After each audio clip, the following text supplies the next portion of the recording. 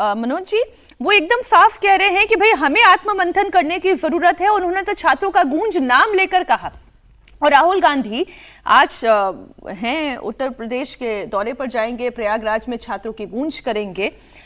आत्ममंथन करने की जरूरत तो राहुल गांधी को भी है कि आप वैसे कनेक्ट नहीं कर पाए जैसे सीजेपी ने कनेक्ट कर लिया।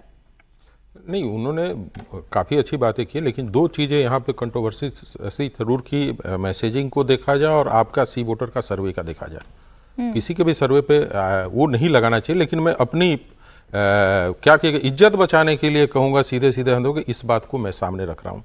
अभी 2 दिन पहले ही हम लोगों ने इंडिया टीवी पे एक बताया था, चूंकि मैं 12 दिन जंतर मंतर पे भी सर्वे किया था और आज के डेट में मैं 12 विश्वविद्यालय से अपना सर्वे कंप्लीट कर रहा हूँ। 12 विश्वविद्यालय देश के 10 बड़े शहरों से। कभी भी मुझे नहीं लगा कि राहुल गांधी को लोग 27%, मुझे प्रधानमंत्री के वोट परसेंटेज को लेकर कोई नहीं ऑब्जेक्शन है, लेकिन राहुल गांधी इतना पॉपुलर है, ये यदि वो सही है तो मैं बहुत बड़ा गलत हूं। मुझे लग रहा है कि आज के समय में जितनी भी सर्वे एजेंसियां वो सोचती हैं कि दिल्ली के मूड को भारत के मूड के साथ जोड़कर इसको दिखाया जाए।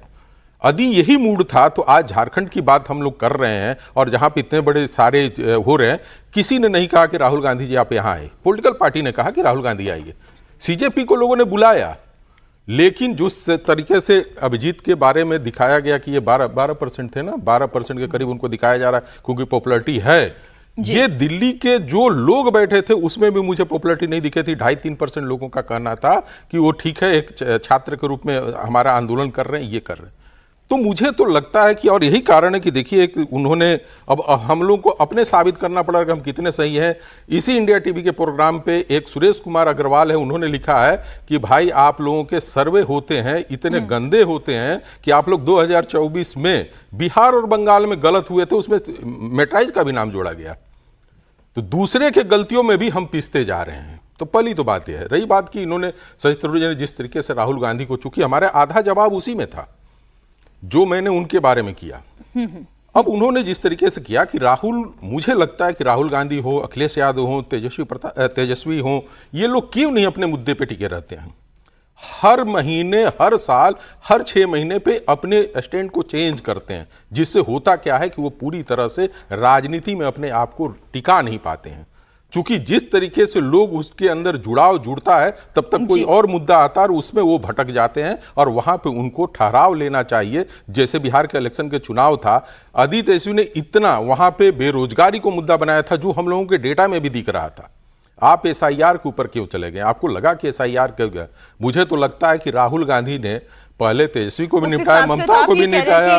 अब राहुल गांधी ने E20 का मसला भी जैसे उठा लिया है। मैं वहीं अभी आने जा रहा था, आपने रोका कि अब वो जा रहे हैं E20 पे। उनको लग रहा है कि कहीं ना कहीं जो मैसेज जंतर मंतर पे बच्चों ने दिया है उसको बीजेपी अपने लिए किस तरीके से वोट के रूप में कन्वर्ट किया, उस पर ज्यादा बेहतर तरीके से काम कर रही है और हम नहीं कर पाएंगे, तो अब E20 की तरफ जा रहे हैं। भारतीय जनता पार्टी हर घटना से सीखने की और उसको इंप्लीमेंट करने की कोशिश करती है कि ताकि हमारा जो वोटर है वो हमारे साथ टिका रहे। और यहीं पर जाकर भारतीय जनता पार्टी के बाद के जो विपक्षी पार्टियां हैं वो बिखराव करती है। टीबी के आप देख लीजिए, तमिलनाडु में वो एक तरफा, एक तरीके, एक डिसीजन पे अपने आप को टिकाए रखा और सत्ता तक आ गया। एक नई यूथ पार्टी कही है जो कि अब किस तरीके से सत्ता को काबिज। तो सीखने की यहां से जरूरत है कि लोग चाहते क्या हैं। यदि 12-17% लोग चाह रहे हैं और तमिलनाडु, केरल और यहां के लोग चाह रहे हैं, तो ये बहुत बड़ा मैसेज है। मेरा मानना है कि तब अभिजीत यदि प्रधानमंत्री के कैंडिडेट के रूप में रहेंगे तो वो भारतीय इतिहास का एक उदाहरण और जीत कराएंगे। यदि 12% लोग चाह रहे हैं यूथ, तो अगला प्रधानमंत्री वही हो सकते हैं। ये तो बहुत ज्यादा आपने एकदम बात करता हूं सर, किसी भी नए बच्चे को और यूथ उसको यदि 12% सपोर्ट कर रहा है तो देश का अगला प्रधानमंत्री हो सकता है। सर आप राहुल जी के लिए ऐसे क्यों? नहीं, राहुल गांधी के नहीं, मैं अभिजीत जी के लिए बोल रहा हूं भाई। लेकिन राहुल जी उनसे डबल सुपर राहुल जी हैं और उनके पास पार्टी है।